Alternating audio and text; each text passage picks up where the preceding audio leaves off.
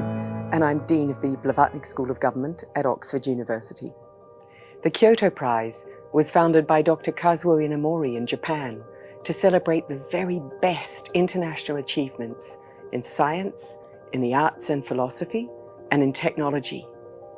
The prize is run by the Inamori Foundation and is held and celebrated in Kyoto every year, as well as here in Oxford. The award reflects Dr. Inamori's vision of a harmony between science and civilization and the enrichment of the human spirit. Sadly, we lost Dr. Inamori in 2022, but we're delighted to continue celebrating his vision with the Kyoto Prize here in Oxford each year. The Kyoto Prize celebrates the kinds of human achievements that humans can only achieve when they live in well-governed societies. And that's why here at the School of Government, we celebrate these brilliant scientists, technologists, people working in the fields of the arts and philosophy. These are things that well-governed societies permit human beings to do with excellence. The previous Kyoto Prize winners are a who's who of brilliant minds and human beings across the world. Primatologist Jane Goodall, the linguistics professor Noam Chomsky, the philosopher Bruno Latour, and this year we'll be celebrating 3 more. The Blavatnik School here at Oxford University is a school with a mission to support governments to improve and to make more flourishing communities for people across the world. The school does this by teaching, through research which is very applied and takes place alongside governments, and by engagement, by bringing people with very different points of view together and building unlikely coalitions to support human flourishing around the world. It's our great delight to have this collaboration with the Inamori Foundation and the Kyoto Prize, which celebrates the same kind of values, the humility and commitment to serving humankind all over the world. As Oxford University's Vice-Chancellor and a scientist myself, I understand the importance of collaboration and how it can lead to a deeper understanding of the world and ourselves. The University of Oxford is a seat of inspiration, a modern, research-driven and teaching university with an international focus for learning and a forum for intellectual debate. We are a place of excellence, and we celebrate those whose hard work and values have led to world-class research. And just as our scholars are at the forefront in studying topics of worldwide interest, from the dawn of the universe to the challenges of globalization, so too the Kyoto Prize Laureates are leaders in their respective fields, showing us a pathway to the scientific, cultural and spiritual betterment of mankind. We cherish our relationship with Japan and the Inamori Foundation. We are driven by a shared vision and are proud to host the Kyoto Prize at Oxford.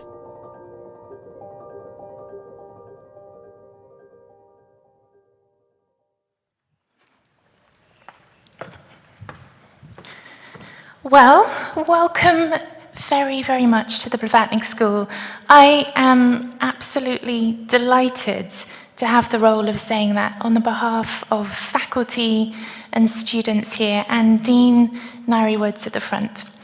My name is Anna Petherick. I'm an associate professor here in public policy, and my role here for just 2 minutes is to anticipate Professor Sir Charles Godfrey's introduction to the absolutely astounding work of Bryan Grenfell. So I'm not going to mention Bryan's direct impact. I'm going to instead just talk about his indirect impact, which is often lost in a lecture about research. So while Bryan is an incredible research scientist, he has contributed significantly to the scientific betterment of humankind through his teaching. I should know, Bryan taught me as a natural science scholar at Cambridge University. He's not the only one in the audience who did that, I'm just seeing.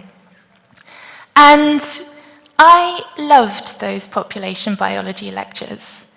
Obviously, I became a social scientist, but I remembered all those charts of measles and lots of dynamics of soy sheep And all of this, I would say, not only stayed with me during the years, but when it came to starting the OXCGRT project here at the school, it was so incredibly helpful to have a foundational understanding of malaria's R0 versus smallpox, to know an SIR model from an SCR model.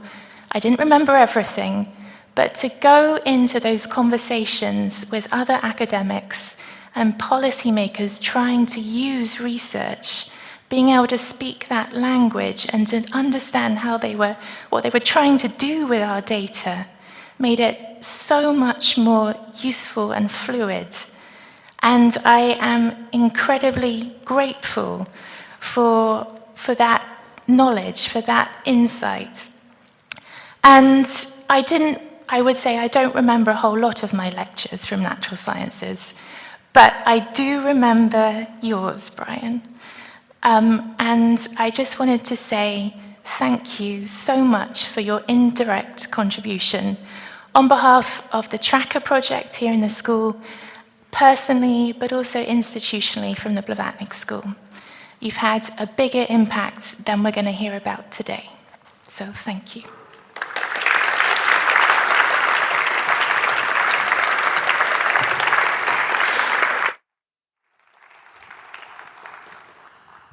So it is a most enormous pleasure to introduce Bryan this morning. It's an enormous pleasure for two reasons. First of all, Bryan is just a superb scientist and one of the world's leading epidemiologists. And it's a personal pleasure because Bryan and I have been friends for, I'm afraid, 40 years, Bryan. So it's just lovely to see Bryan celebrated today. So Bryan is an epidemiologist, and epidemiologist, as everyone knows, is the study of the distribution of diseases in populations.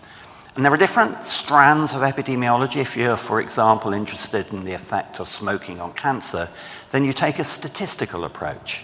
But Bryan works on infectious diseases, and if you are interested in infectious diseases, you have to consider the dynamics of the disease. You have to be a population biologist.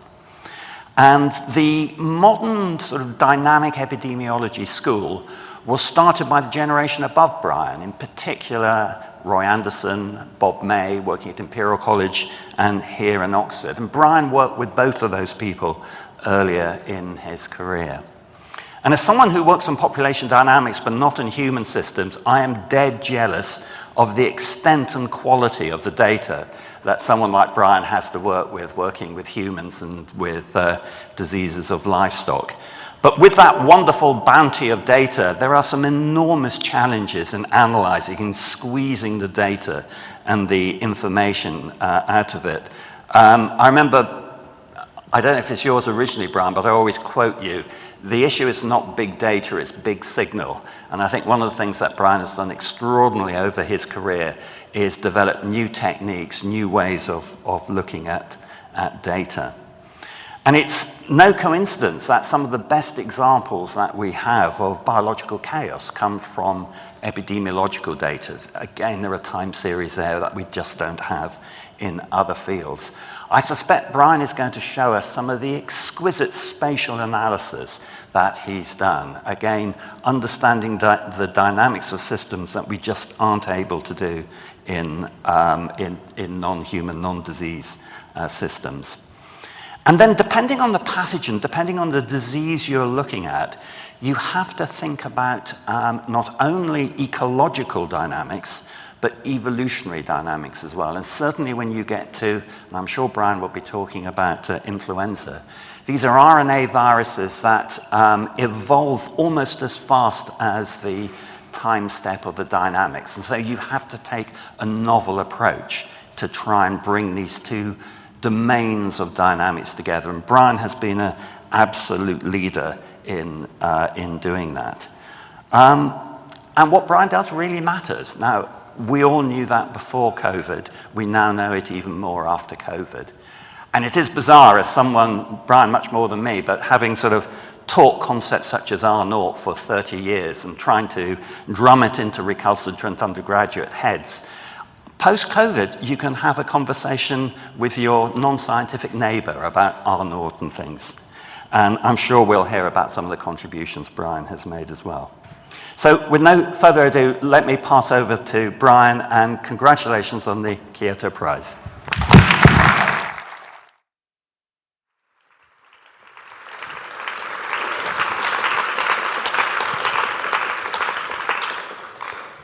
Thank you, Nairi. What a fantastic place this is. And thank you very much, Anna and Charles. We use the tracker all the time, I should tell you, so I think you should keep doing that and expand it as much as you can. So the Kyoto Prize is renowned for the remarkable range of disciplines that it supports and reflects. And it's a huge honor to have won the 2022 Kyoto Prize in Basic Science. I'll return to some echoes of Mr. Inamori's philosophy as I go through. What I'm going to do in this talk is I'm going to talk about what I've done in terms of the dynamics of infectious diseases, beautifully introduced by Charles, actually, over the last 40 years. In particular, I'm going to give, this is really based on a general audience talk. There are many world experts in the room, which is great, so you'll have to bear with me. But there's going to be some introduction of recent work and unpublished work we've done on COVID as well. So I want to introduce what we mean by epidemic dynamics, using data and models. And as Charles says, we're very lucky. We complain about lack of data, but we're very lucky in comparative terms in the amount of historical data that we have, because these diseases were notifiable, for example. I'm then going to talk about three major research themes that have inspired me and that I've followed, spanning the epidemic dynamics and the phylodynamic interaction of ecology and evolution that Charles talked about. And then I'm going to just talk about some broader lessons. So what do we mean by epidemic dynamics? This is a lovely example from Japan, actually. The National Institute for Infectious Disease do a fantastic job of surveillance. And this is incidence of an enterovirus, set of enterovirus infections which cause hand, foot, and mouth disease in kids in Japan. And you see we have fluctuations over a long, long period of time. And these are what I really mean when I talk about epidemic dynamics. Other people, Christoph Fraser, for example, in Oxford, does lovely work on very, very important long-duration chronic diseases like HIV. I've tended to focus on these very bouncy, short-term infections where the generation time is quite short. So that's what we mean by data, the data for epidemics. And we want to make simple mathematical models to capture key aspects of the dynamics and hopefully let us plan control. So often in science, it's good, think of Drosophila or mice. It's good to have a model organism. And I'm going to argue that the model organism for infectious diseases, or certainly a defensible one, is measles. And it could almost have been designed to be useful for making very simple models. It's an acute viral infection. The generation time, case to case, is about 2 weeks. It's highly transmissible, very, very transmissible. The R0 is, getting up towards 15 to 20, certainly. Super spreader events. The best I know is one person infected 800 people, so it's incredibly transmissible. It's an infection mostly of children, and we'll see why that is in a minute. It has very, very characteristic symptoms. So even historically, obviously everything is tested with PCR these days, but even in the days when the docs used to send in the weekly data that they'd collected on cases, they had sufficient expertise to work out the number of cases pretty efficiently. They could report about half the cases. It causes high morbidity. It's very immunosuppressive. It's a predator of the memory T and B cells in your body, so it can have very bad consequences. There's some mortality, particularly in malnourished children. So it used to be a major killer in the sub-Saharan Africa, for example. Still the spectre of now in many countries of vaccine hesitancy, obviously. But the vaccines are excellent and give pretty much lifelong immunity. Immunity is even stronger in natural infection. If you get measles, you might acquire it later on, but you'll never retransmit it. So it's this simple one-way flow. The vaccines, as I say, it's a live attenuated vaccine, which is extremely effective, and we're not close to eliminating it from the world, unfortunately. There are still significant burdens in some countries. So there are rich historical data for measles. This is data, not a model, and it's the areas of the circles are the numbers of cases. As you can see, it's in England and Wales, and I'll come back to why England and Wales later on. And London's in yellow, and smaller places are in orange colours. The yellow in the inset is London, and the rest of the country is in white, scaled together. And you saw things were pretty irregular at the start, but then in 1950 they were irregular annual patterns.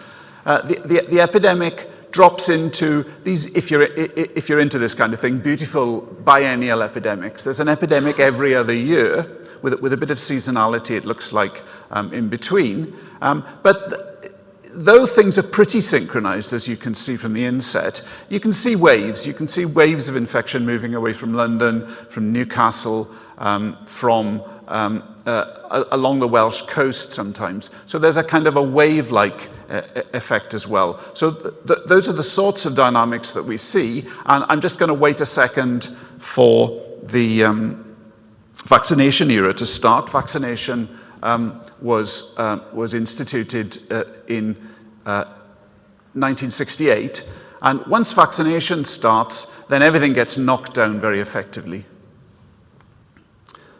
So let's move to the next slide. So we've pulled out a series of patterns there. Can we interpret them? And the way that we do that is to make a model. So what's a model? It's a mathematical, computational representation of what we think, and there's an art in this, are the key features of an infection, or any other system really, that allow us to capture salient features of the dynamics. So for measles, after your mum will often give you maternal immunity for a few months, and after that you become susceptible. You've not seen the infection before. You're then, for example, breathed on by an infected person. Let's say this is an uncomplicated infection. You're in that category for about maybe a bit less than 2 weeks, and then you're recovered, and you're immune to retransmitting the infection for life. It's extraordinarily strong immunity. A few infections, measles, some other childhood diseases like rubella, smallpox, had this very, very strong immunity. And the vaccine's similarly strong in terms of its immunity. You only transmit, therefore, during this primary infection. So this is why it was a childhood disease. Before even writing the model down, we can realize that, because the kids only get it once, often in school, and they never get it again, and therefore above about the age of 10, everyone in the pre-vaccination era had the infection. And we can write these flows down just in terms of simple mathematical models. This one, I won't go through the details, incorporates another complexity, which is births and deaths. People are born susceptible, which isn't shown on this flow, and then there's a small background death rate, for example. Age structure, spatial structure, and so on, as I'll come to, are also very important. So, okay, let's simulate an epidemic. Let's say we have everyone in the population is susceptible, as color-coded there, and we introduce one infected person, so they will infect, let's say, 20 people. Each of those will infect 20 people, and so on. And as Charles said, this sounded a bit esoteric previously, but you're all sick and tired of R0 now, so you kind of know how it works. There's an exponential increase to start with in the epidemic. That knocks down the black curve, the susceptibles, very quickly, and therefore eventually more and more of the people who are exposed are immune, and this is the immune curve, the green curve, and therefore the epidemic turns over. And this is a magic place because we want to get the susceptibles for this fully immunizing infection. Of course, COVID isn't like this at all. For this fully immunizing infection, we want to get the susceptibles by vaccination down below that level, corresponding to the hump there, because then more and more people are protected by infection, and also people are indirectly protected. If most of your contacts are immune, then an infected person is just less likely to contact you. And this is the concept of herd immunity, indirect protection, which has been extremely important for interpreting these fully immunizing infections. So let's now, armed with the data and our simple models, how do we apply these to understand dynamics and control? So I looked at a range of areas that I'm going to describe, and really we wanted to develop methods to understand the models and the data, make modeling frameworks, and apply these tools to understand the biological patterns that we see and the impacts of control. So an early example was I met as a postdoc these two gentlemen, Robert May on the left and Roy Anderson on the right, who were really, as Charles put it very nicely, really seminal in the kind of modern era of analytical, mathematical modeling-based epidemiology. They did an extraordinary range of things, and I'm very grateful to them, and they were very, very influential in my career. Roy said, go away and learn about Fourier analysis, because I want to write a paper about fluctuations, all these lovely fluctuations. No one had done that. So there's nothing nicer than being told to go away and learn a new method, actually. You know, I knew nothing about it to start with, and ended up with a kind of journeyman's knowledge, which allowed me to apply some of the methods. So what we were able to do then, and this is just a graph of measles in England and Wales, you saw those annual patterns at the start. I'll come back to that. It winds out into these lovely biennial cycles. So if you see a biennial cycle, it implies there's some herd immunity. That's a kind of hot tip if you look at epidemic data. And then with the vaccination era, the Brits took a while to get going, actually. The American series drops quicker, for example. But you see there's a strong effect on the dynamics of vaccination after the red line. So I used Fourier analysis, and I won't show any pictures of this, to explore these epidemic cyclicities, and wrote that up with Roy and Bob. And later I refined it with wavelet spectra. So obviously you can see here that these are changing to time, this cyclicity. So looking at the overall pattern of cycles, you can't just get one curve of what are the dominant frequencies. You really need to look through time. So this is period of oscillations, for example, 2-year cycles, 1-year cycles through time. And the pale color here is the high power. And you see that there weren't strong biennial cycles at the start, then they really take over. And then as vaccination ramps up, and this is a lovely pattern actually, the biennial cycles gradually get longer and longer. One piece about sort of random events and taking advantage of them, actually. I was on a grant panel looking at something completely different to do with climate change. Someone had critiqued the author of one of the grants. And I found in Nature, next to the paper I was looking for, a beautiful wavelet analysis by some of sea surface temperature through time by some meteorologists. And I thought, that looks interesting. So then swatted up over about a year how this worked, and was then able to apply the wavelet analysis. And you know, you see random things, and you try and get the mindset to take advantage of them. It's also one of the few times that being on a grant awarding panel was of any use, actually. So then, mostly in Cambridge in this early period, with a bunch of fantastic grad students and postdocs who are down here, Pedro Hani, David Earn, Matt Keeling, for example, we looked at the driving effect of seasonality in transmission. I'll come back to that. We looked at Stochastic persistence, obviously there's very small numbers of people that those differential equations don't work and the infection might go extinct, so you need to worry about that. We looked at age structure, and other people were doing this as well at the same time. And dynamic transitions driven by demographic variations, I'll explain that, and then measles and pertussis comparative dynamics. And it was a tremendous time here and wonderful to work with these fantastic people.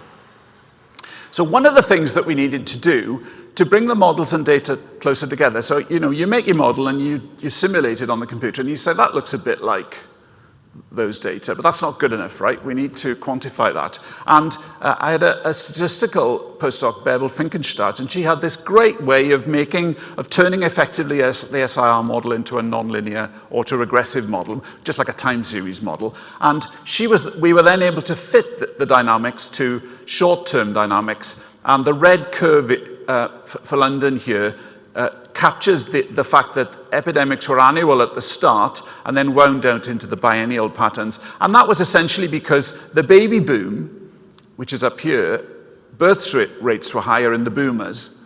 And that meant that the susceptibles topped up quicker, so the next epidemic could happen in a year and not 2 years.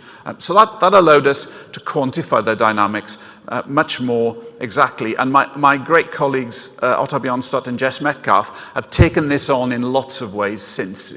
Applied these time series SIR models in a remarkable number of ways. Now, in parallel with all this, there was a lot of interest from mathematicians and physicists about biological chaos. So chaos is, and we see it classically in the weather, that's why weather forecasting is a tough job. You see irregular patterns, but also slight changes in the initial conditions very quickly lead to big changes in the dynamics. Unlike these lovely limit cycles that I've talked about already, it's a biennial cycle. You give it a kick, it'll go back to that biennial cycle very, very quickly. I was a bit of a skeptic about this because I'd only ever seen limit cycles, and then work with, and this was led by Matt Keeling, work with Médecins Sans Frontières and the wonderful Ministry of Health in Niger, who have wonderful historical data for measles. The capital Niamey, which should be with the really high birth rate there, and classic work on birth rate and disease by Angela McLean and Roy Anderson, should have been a regular cycle. It wasn't a regular cycle. You can see very clearly it was very irregular. Though it always started at the same time of the year, at the start of the dry season. And therefore the models disagree with the data, so the models are wrong, right? So the truth here is, and this was subsequent work by Matt and Nita Bharti, the dynamics are extremely strongly forced. It's this strong forcing of dynamics by seasonal aggregation of susceptible people that causes the chaotic patterns, because it's like a swing and you push it hard and therefore you get irregular patterns. And the papers that's cited there will tell you about that. So these irregular patterns were really driven by extremely strong seasonality, much stronger than we see, for example, in the UK data. And one simple model here, the simple SIR model, and this isn't us really, it's just nature, it's the way it came out, can explain everything from the regular limit cycles, the effects of birth rate, the chaotic patterns and so on. And it's all really about the seasonality and other stochastic things. Second major research theme was spatial dynamics. Measles disappears in populations below about, in Western countries, below about 250,000. And we use so-called gravity models from spatial geography to capture what that says about the coupling between towns and cities. And this is a more recent refinement by a colleague now at Emory, Max Lau, using a competing risks model to say, well, what's the influence on small places of the nearest big places? And the dark color here is, you can't really work it out. It's just local metapopulation, local several small coupled populations reinforcing each other. But the colors, for example, this is the area of, and some people in a broader sense would think London's even more malignly influential than this actually. But this is the yellow here is the influence of London on the dynamics of small places in terms of measles.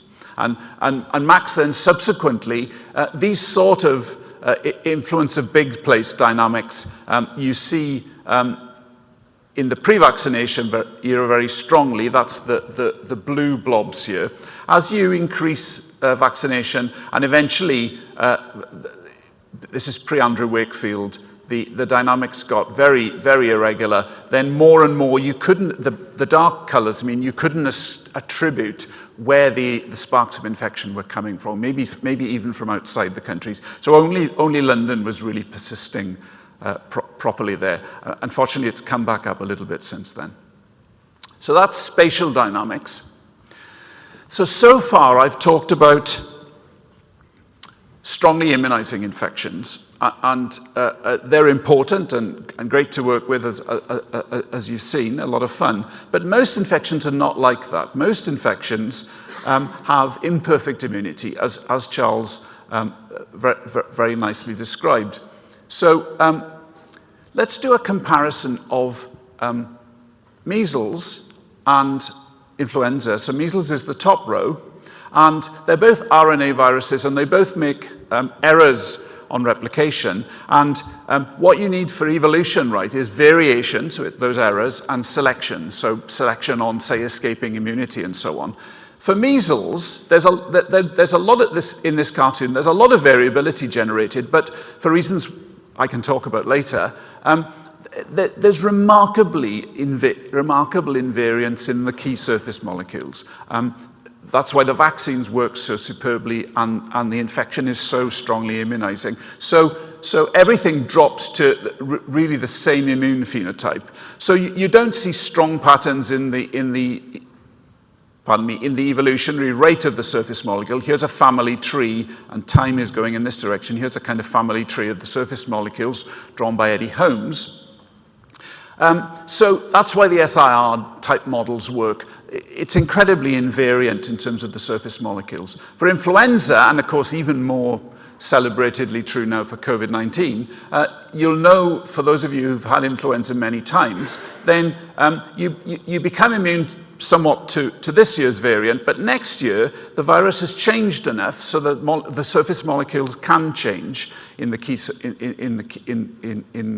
on the outside of the virus, and they're the main target of immunity. So therefore, you might get infected several times in your life. You become susceptible again, you become susceptible again, and you get this lovely, and you have to stare at this lovely ladder-like phylogeny.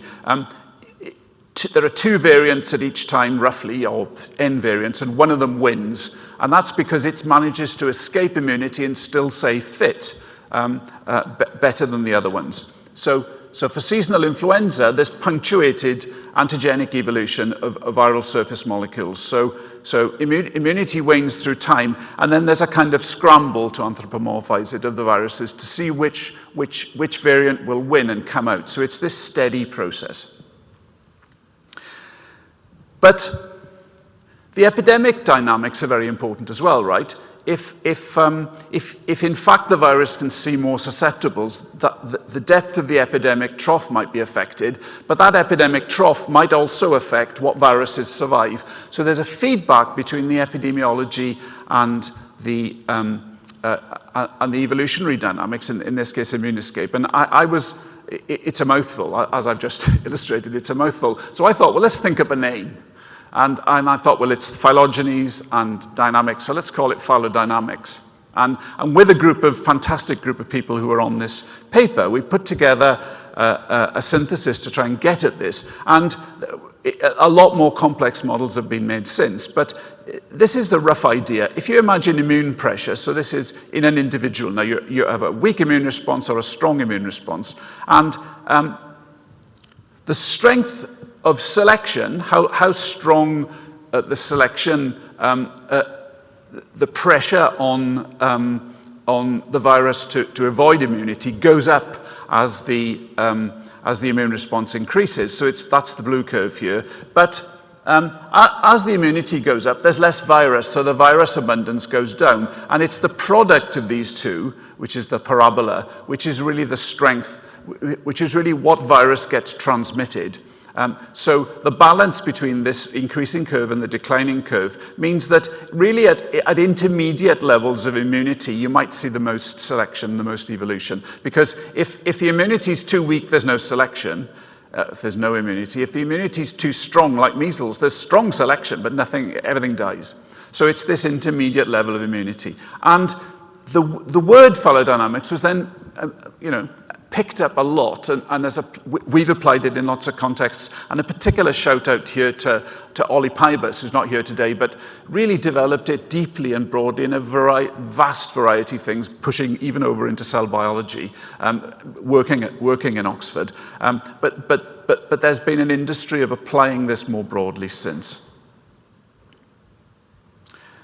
So let's just give a few examples of some of the manifestations of this partial immunity that we've worked on a bit. So if you think about measles and you think, well, how did it move between towns in the pre-vaccination era in the UK? Well, it was kids who moved the infection, and this was way pre-cell phones and ability to get movement in those ways. Very hard to work out what was going to go on. But children really moved the infection because all the older people were immune.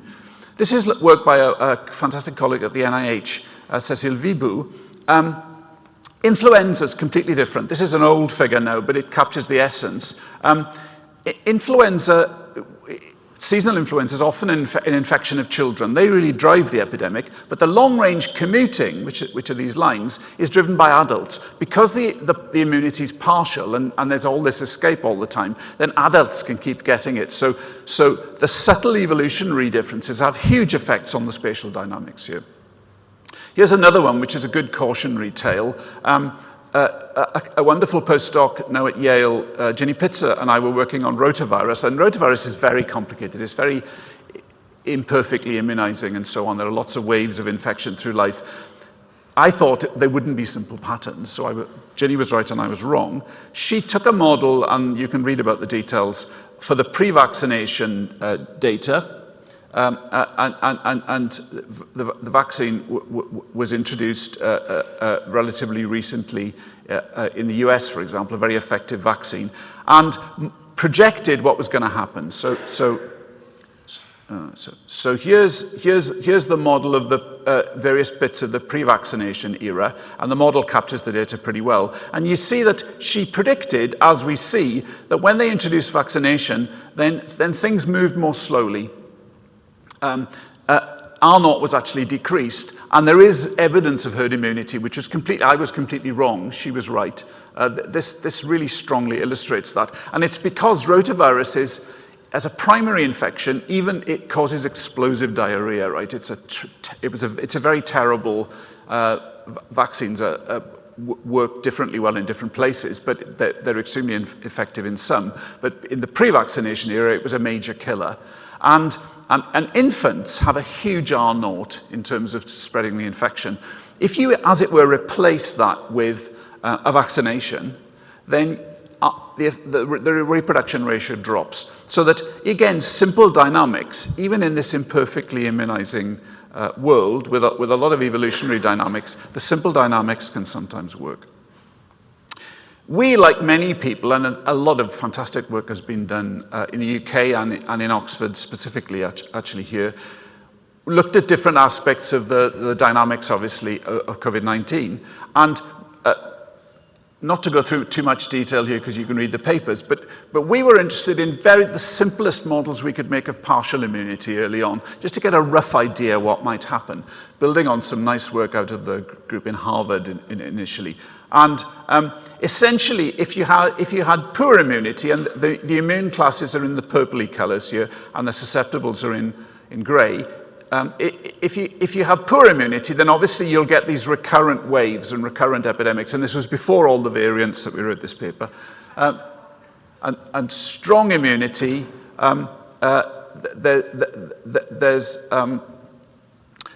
things are much weaker. The epidemics are much lower. You do much better.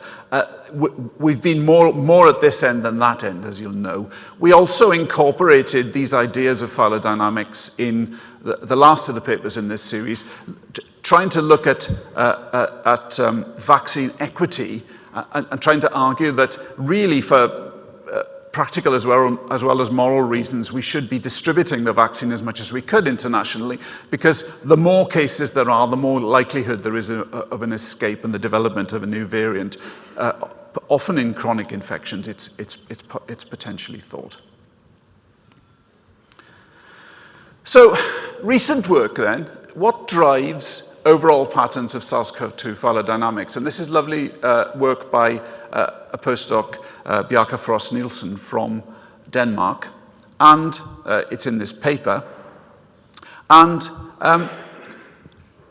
we were just interested in the wonderful, at the time, UK data, I beg your pardon, which was much the best sequencing data set, just to look at the evolutionary dynamics in terms of the difference of sequences. And there are lots of experts in the audience, and this is very early work. There's a lot more to do, as I'll explain.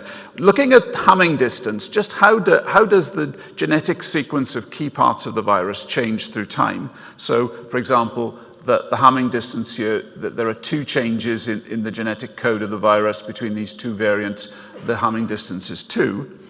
So Bjarke then went through, and we're going to see a movie through time of Hamming distance. And when there's a dominant strain, there's not much change, there's not much difference. So the distribution of Hamming distance is piled down at the bottom. When there's a jump to a new variant, and you'll see the key here, when there's a jump to a new variant, then initially the diversity will increase, but then it'll drop back down. So this was the ancestral variant. Then there was a small EU1 variant, and then we move through to alpha and so on. So now there's a jump. You go down to lower diversity. Oh, that stopped for some reason. You go down to lower diversity. So this is again the variant coming. This is alpha. Diversity goes down. It's mainly this peak. And then we'll just go through to the Omicron era, where you get the biggest jump. Delta. And that's the start of the Omicron. So that was a big jump. So can we explain these patterns? And in particular, later on, you see, there was a little bit more in the Omicron era. Then variants were coexisting a little bit more compared to these big jumps. And Bjarke who's a physicist, made absolutely the simplest model, where every time there's a transmission, there's a small change in the virus, and if it's small, it's often a deleterious change, not always. And then there's the occasional saltation, the occasional big jump. And comparing the data here from these unique UK data, which shows this pattern of Hamming distance increasing through time, and then there's a jump, Hamming distance increasing, there's a jump with the other variant. The model captures that quite well until quite recently. And then Bjarke put in some complexities of partial cross-immunity to capture this more recent co-circulation. These are very simple. This is the first step. I'm sure a lot of people in the audience are working on this kind of stuff. What we really need to do is to understand the immune phenotypes, and for those who do this stuff, embed antigenic maps in this. But all that depends on having the data. So it's a point I made yesterday. This was magnificent. This and the recovery trial and the Office for National Statistics work, this was a magnificent, and the tracker here, were magnificent efforts by the academic world in the UK. Other stuff hadn't worked as well, but in this context, they were tremendous.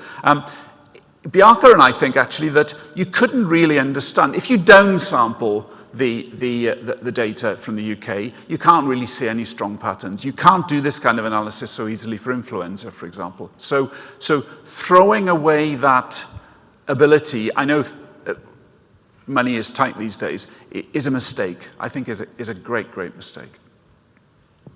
So just finally then, we looked at a bunch of other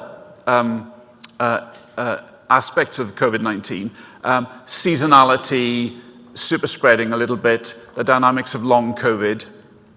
But the thing I really want to focus on that quite early on, it became apparent there was the non-pharmaceutical interventions that the tracker measures were knocking all the other respiratory viruses down in a remarkable way, except for some of the cold viruses, rhinoviruses, interestingly. I won't go through that. So this is early work by a colleague, Rachel Baker, now at Brown. So here's before the pandemic, and here are the cases of respiratory syncytial virus, RSV, a very important lower respiratory tract infection of young kids and old people.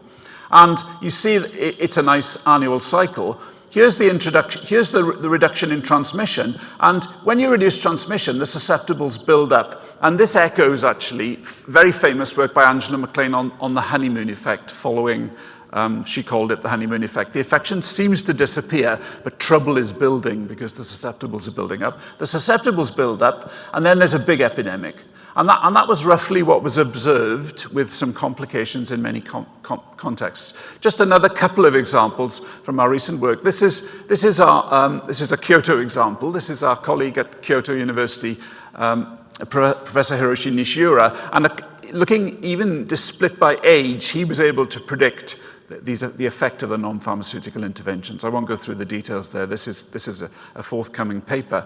And then finally, this is work by a brilliant grad student, Daniel Park. This is enterovirus D68, which is a relative of polio that's a ubiquitous, mild childhood infection, but which can cause very rare but very dangerous paralysis, acute flaccid myelitis. And in the pre-COVID era, there was an epidemic in the US every other year, and this is the virus, and the disease tracked it. It was slightly lagged from the virus. So Daniel, just to show you, took the available data and was able to show it's a slightly more complicated. The infection builds up, it tries to take off and it fails, and then eventually there was a big epidemic in 2013. And I think looking at the effect of the COVID-19 NPIs on all these other infections for the younger folks in the audience is an incredible opportunity. I've only talked about the dynamics here, but find a perturbation if you want to understand a system, and this is a tremendous perturbation. And the evolutionary dynamics are going to be kind of even more interesting. Daniel was able to, if you project this further forward, Daniel can't tell if it's chaotic or returns to a biennial cycle. We need certain special data for that, and I'll come back to that in a second. But again, it's important to stress that the quality of the data are important here, and there are fantastic scientific questions. A really cool one is, so each of these pre-COVID epidemics would cause this very distressing rare disease. There's a big spike here last year, no disease. Is that the virus? Is it host factors? Up for debate. Very, very interesting. Maybe people can tell me at lunch which they think it is. So, some broad lessons before I finish. Simple models can sometimes explain complex data. I love simple models, but not always. Human behavioral dynamics, particularly in this pandemic, have been very important in a good way, in terms of people avoiding infection and masking and so on. Vaccine hesitancy is obviously a problem, and the immune system. So human behavioral dynamics is like the most complicated thing we know in the universe, and the second most is possibly the immune system. So that as soon as those come into play in a more complex way, the simplicity is a trickier thing. But always look for simplicity, I think, or always look for a simple manifold of a complex model. Second, the power of comparative studies and interdisciplinary work. And this really echoes Mr. Inamori's philosophy, spanning right into the arts and humanities from the sciences. I think it's extremely important. I worked on a bunch of other systems. Just a few pictures of those. I worked on equine influenza, which doesn't sound like a promising model, but actually, because you can get Welsh ponies, which are guaranteed susceptible, this is me losing a dominance face-off with the little stallion there. Then that sparked a lot of the interest in phylodynamics. Very interested in spatial dynamics and invasions. We worked on measles-like viruses in seals and dolphins. Worked on spatial dynamics of the 2001 foot and mouth disease, led in our group by Matt Keeling, who did extraordinary work. With Tim, actually, Tim Coulson, who's head of biology here, worked on soy sheep dynamics on St Kilda. It was my one period of field work, and I almost died. I won't tell you about that. And worked on elephantiasis in a wonderful collaboration with the Indian Council for Medical Research and Don Bundy on filariasis. It was a great privilege to work in India. And just a plug really for cross-scale dynamics. I think it's a major frontier for future work in biological systems. So let's think about COVID-19, right? The molecular level, the ACE2 receptor, all that stuff really matters for transmission within host dynamics. The immune response is very important. The mystery of transmission is very important, and there's been a revolution of understanding that, the fluid dynamics of that with COVID. Local spread's important, and then up to the immunity and the evolution and the viral phylogeny. But this bit feeds back on this bit, so that there are these tremendous cross-scale dynamics that we have to understand. It's very hard to understand them, but I'd argue that cross-scale dynamics are important for climate change, for conflict, understanding things across scale, and you have to be multidisciplinary to understand them. There is not a way to do it otherwise. And human behavioral dynamics is in this as well, so the social sciences and other things are in it as well.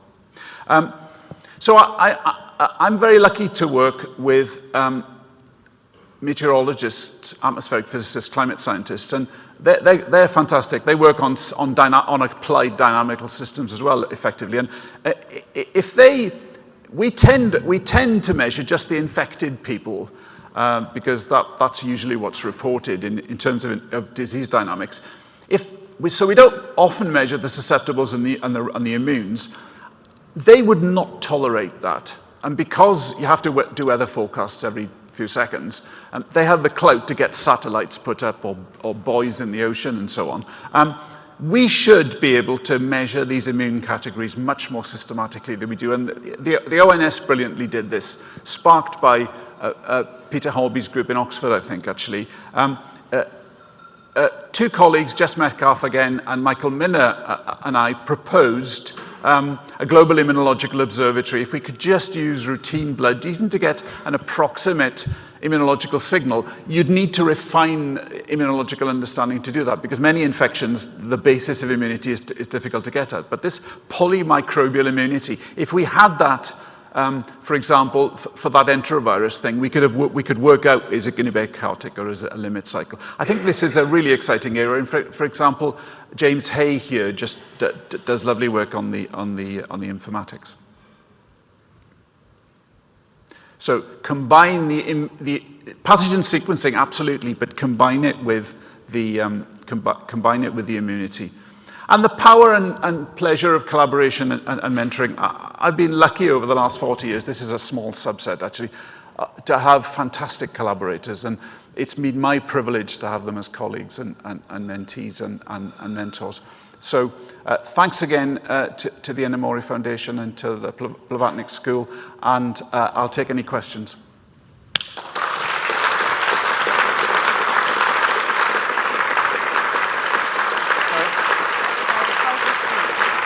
Bryan, would you like to take a seat? Bryan, that was an absolutely fabulous tour de force. It did remind me as you go through that Bryan had a reputation for not only being a cutting-edge scientist, but at the cutting edge of PowerPoint technology.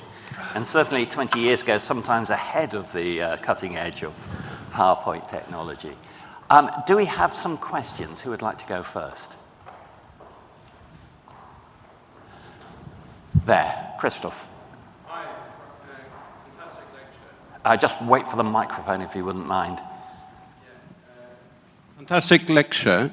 At the beginning of COVID, the choices of what to do in the very early days of the pandemic was somewhat contingent on trying to predict what would happen later in terms of how quickly vaccines could be developed, in terms of whether immunity would be sterilizing, or whether we would have reinfections like other childhood coronaviruses, on how virulence might change, on whether treatments would become available and so on. You obviously contributed a lot to our understanding early on as to what the long term might look like, contributing to that debate. What additional data or know-how or analyses would have led to less disagreement and a bit more appreciation early on? So it's a fantastic question, Christopher. Let me give you one answer. So you know, pandemic science institutes. Everybody's making a pandemic science institute. I think the one in Oxford is going to be great, actually. What do you do in peacetime? Well, what you do in peacetime is build up dynamical case law. I think one way to get at it is to have a much more exhaustive idea of how all those infections out there work via much improved surveillance. That may be hard to sell to those in power, but that would be it's a slightly lame and general answer, but that would be very powerful. You know, we could have known more about the coronaviruses. You know, the modeling was made when the epidemic had started of the endemic coronaviruses. There's a ton more stuff out there. More fundamental immunological understanding, more understanding of how aerosol transmission works. So, you know, taking the eye off the ball with that stuff now in peacetime and looking at it for endemic infections would be a good thing to do and would get us part of the way. And would keep the skills base going, obviously. Thank you. Question there, then I'll ask one from the online. And those of you who are joining us online, there is a facility to ask questions, so do avail yourself of it.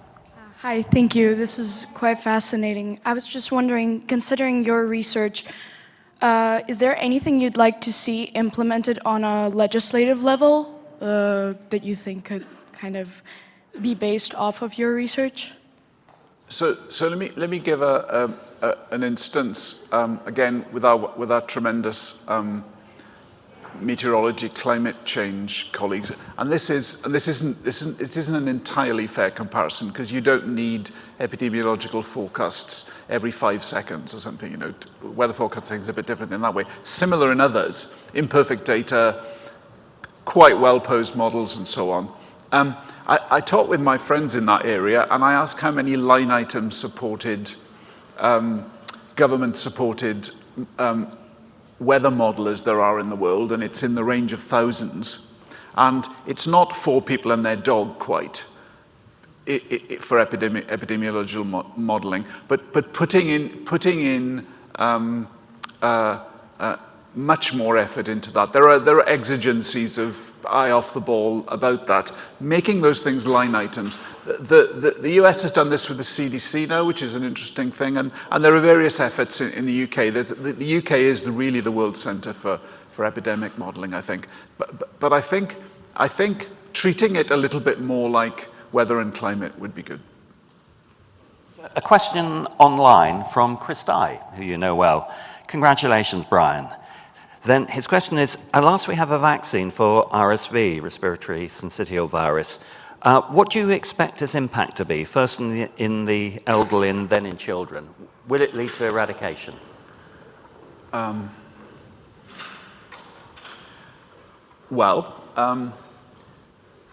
RSV is complicated. It has 2 subspecies, as it were.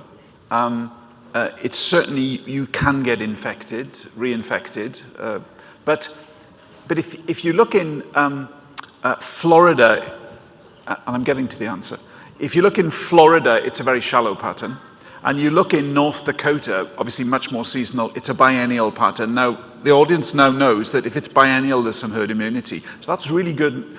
Now that safe vaccines can be made, that's really good news. They're maternal vaccines now, they're going to be pediatric vaccines. I mean, as always with these slightly complex infections, is it broad across A and B, the 2 types? Would you really need to package with a vaccine for human metapneumovirus, which is a close relative? Could that bounce up because of that? Eradication, yeah, I'm not near thinking that eradication could work. I think it's too imperfectly. Let's get the vaccine going first, I think. Thank you. There's a question, I think, there. Yes. If we could have the microphone there. Thanks very much, Brian. A wonderful talk, as always. I'm just interested in the fact that we do quite focus on infection and not so much on disease, and wondered your thoughts about, for your example of the 2023 outbreak of, I've actually forgotten which pathogen it was, but there wasn't disease. I mean, what are the data sources that are going to help us understand the relationship between infection and disease? And then another example, it's a great question, Deirdre. I think the big bounce back epidemic in some contexts of RSV was more severe, which is a bit of a surprise because it would have been partly in older kids where it should have been less. So, it can go the other way. I mean, in that case, it could be there's a change in the virus, or it could be that primary infection, you don't get much of a problem, and that the AFM comes in reinfection. And there were a lot of probably primary infections in this big bump because people hadn't been infected, kids hadn't been infected before. I mean, I think that this natural experiment gives us it in stark terms. I think you're absolutely right. And since a lot of quite a bit of the disease is about immunopathology, it's yet another reason to be understanding the immune system better and improved immune surveillance, I think. Thank you. Brian, I was particularly struck by what you said at the end about bringing in multiple levels to explore a question. And what many people were asking during the COVID pandemic is, can we say whether it is more or less likely that the next variant that emerges will be more or less pathogenic? And this is an extraordinarily hard question to answer. Do you think that as we understand better the dynamics at the molecular level, we might have a greater insight into that question which so concerns policymakers? I absolutely think that's right. But I think we have to do this, I call it case law for want of a better term. Because these, I think many of us, I was certainly guilty of this, used influenza as a bit of a guide for what COVID might be like. And it turned out to be sui generis, It turned out to be very distinctive. Really, we need to be working, it's a bit of a cop of this, but we need to be working on all infections. We need to get an idea across the board. For one infection, R naught for flu hasn't really changed. It was about 2. It's tripled or quadrupled for COVID-19. Fascinating and dangerous. We need to understand that. Why did that happen? And could that happen for other pathogens? Or might it not happen for other pathogens? And that's fundamental virology, immunology, cell biology. So I would greatly increase support for those areas personally. A question from Thomas House. Mpox, monkeypox, exploited a transmission route it hadn't previously been associated with and seems to continue to transmit in unexpected ways, partially explained by network theory. Now the difficult question, how many such curveballs do you think pathogens may throw at us in the 21st century?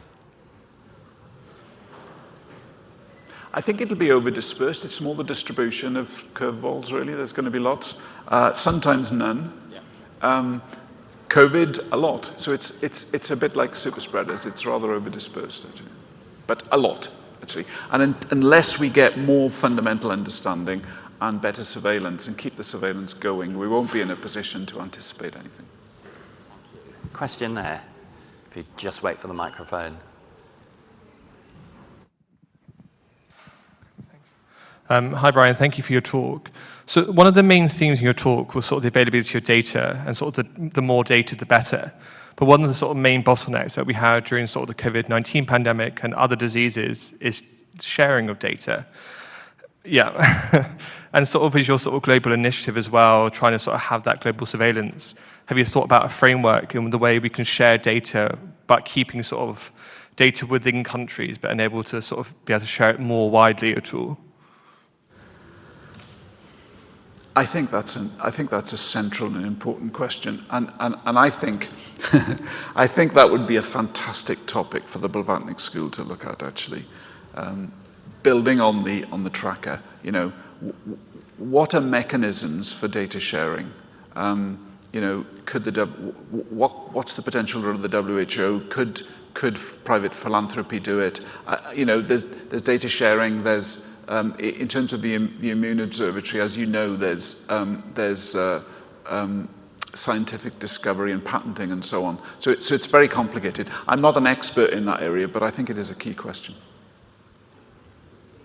That was a question actually asked by someone online as well. Are there any more questions for Bryan? Nairi, and then a question behind Nairi. My question is about academic collaboration. Throughout your talk, what really stands out is the sort of generous recognition of all the people that you work with and who have driven forward with you some of the ideas. Do you have advice for what makes for really successful academic collaboration for everyone in this room?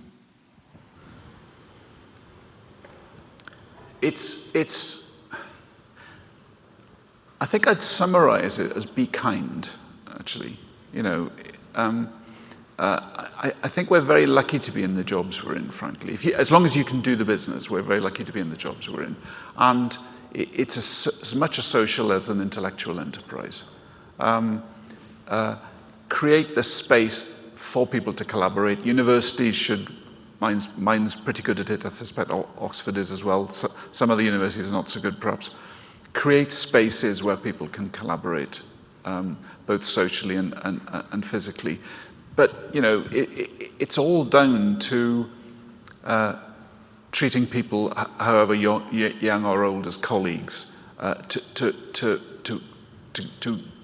bending backwards to recognize people's contributions and everyone's contributions, and to look for the main chance of collaboration. Starting a new collaboration, you speak different languages. With the climate scientists, we met this guy. He works on tropical cycling. My colleague Jess and I. We met this guy. He works on Veki. He works on tropical cyclones. World expert on that. Lovely guy. We couldn't understand at all what each other were talking about for years. Many beers, lots of coffee, and we got there in the end. And he's an expert on the SIR model now, you know, among his many other expertises. So you have to work at it. And Bryan certainly walks the walk as well as talk the talk. I've visited his lab on many occasions in Princeton and Cambridge before, and it's one of the happiest labs I've met. Nairi, there's a question behind you, I think. Could we have the microphone there?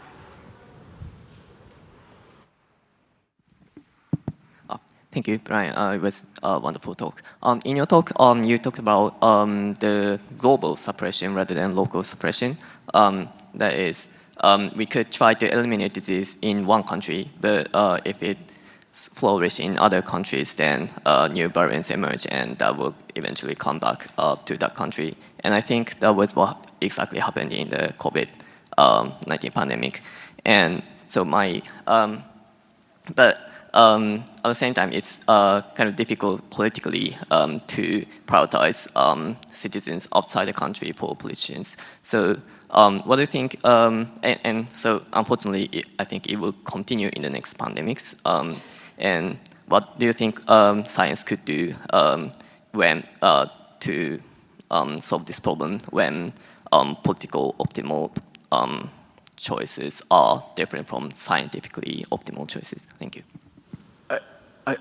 We have a partial role in that. I think it's our job to, other people will do this list better than me, to advocate, to illustrate the depth of the threat and the potential threat as well as its breadth. But you know, it's not something scientists at all can do alone. And the link between science and policy is just absolutely crucial. I agree.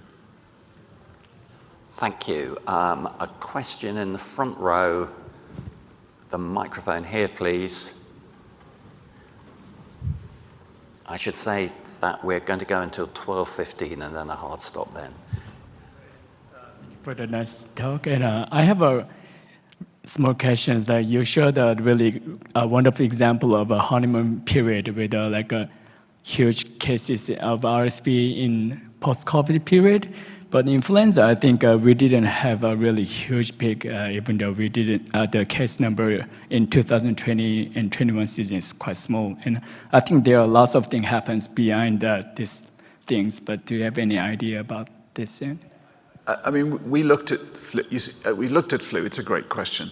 You saw a little bit of it, but it is kind of explicable, right? If you have strongly immunizing dynamics, which RSV turns out to be quite strongly immunizing. So this clockwork of the feedback between the cases and the susceptibles really works very well. The fewer cases, the more the susceptibles build up.